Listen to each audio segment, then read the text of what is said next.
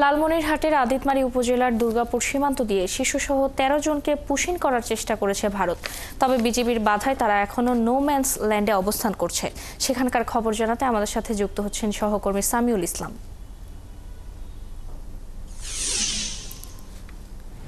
সামিউল, যে ১৩ জনকে পুশিন করার চেষ্টা করা হয়েছে ভারত থেকে, তাদের বিষয়ে বিজিবি কি বলছে এবং তাদের ফেরতের বিষয়ে কি বিএসএফ এর সাথে বিজিবি কোনো বৈঠক করেছে কিনা বা যোগাযোগের চেষ্টা করেছে কিনা আমাদের জানাবেন। লালমনিরহাটে দুর্গাপুর সীমান্তে ফারজানা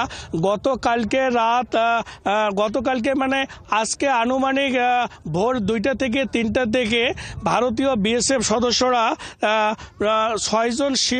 ৬ জন পুরুষ ৬ জন নারী একজন শিশুকে তারা সীমান্তে নো ম্যানস ল্যান্ডে এসে পুশব্যাকে তারা পুশিনের চেষ্টা করে বাংলাদেশে, কিন্তু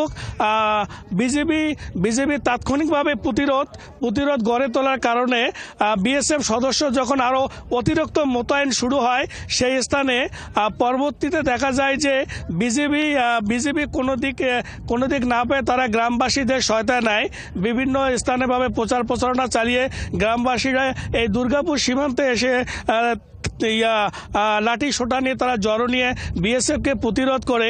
বিএসএফ এখনও অবস্থান করছে যে আমি যে পুকুরটা যে নদীটা আপনাদের দেখাচ্ছি, এই নদীর পাশেই হচ্ছে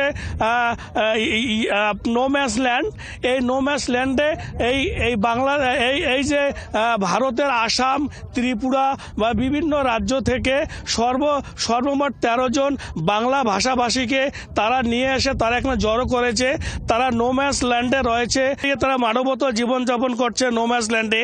বিজিবিও বিভিন্ন স্থানে অবস্থান নিয়েছে যে প্রতিরোধ করার জন্য। গ্রামবাসী আপনি দেখতে পাচ্ছেন যে লাঠি সোটা নিয়ে তারাও প্রতিরোধ করছে। তবে সীমান্তে উত্তেজনা রয়েছে লালমনিরহাটের দুর্গাপুর সীমান্তে। তবে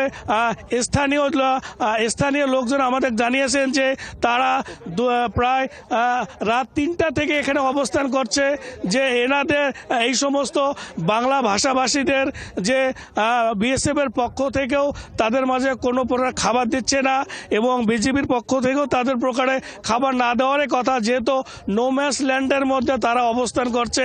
এখন এই নো ম্যানস ল্যান্ডের যে অবস্থানরত ১৩ জন বাংলা ভাষাভাষীকে তারা বিভিন্ন স্থান থেকে নিয়ে এসে এখানে জড়ো করেছে। তবে ফারজানা, আমরা সীমান্ত সূত্রে আরও জানতে পারি যে তাদের যে দুর্গাপুর সহ আশেপাশে স্থানে যে সমস্ত ক্যাম্প রয়েছে, তারা বিএসএফ সদস্যরা আরও সেখানে তারা বাংলা ভাষাভাষীকে তাদেরকে মানে পুশিংয়ের জন্য তারা বিভিন্ন স্থানে ওদেরকে আটকে রেখেছে। তবে এই যে নো ম্যানস ল্যান্ডে যে ১৩ জন বাংলা ভাষাভাষী রয়েছে, তাদের মধ্যে একজন শিশু রয়েছে যার বয়স ৮ থেকে ৯ মাস পর্যন্ত।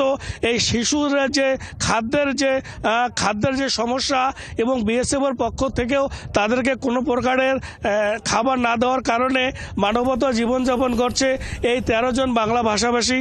তবে স্থানীয় সূত্রে জানা গেছে যে এই সমস্ত লোকজনকে ভারতের গুজরাট, আসাম, ত্রিপুরা সহ বিভিন্ন স্থান থেকে চোখ বেঁধে তারা সীমান্ত এলাকায় বিএসএফ নিয়ে এসে। ধন্যবাদ সামিউল আমাদের সঙ্গে যুক্ত হওয়ার জন্য। দর্শক, লালমনিরহাট সীমান্ত থেকে যুক্ত হয়েছিলেন সহকর্মী সামিউল ইসলাম।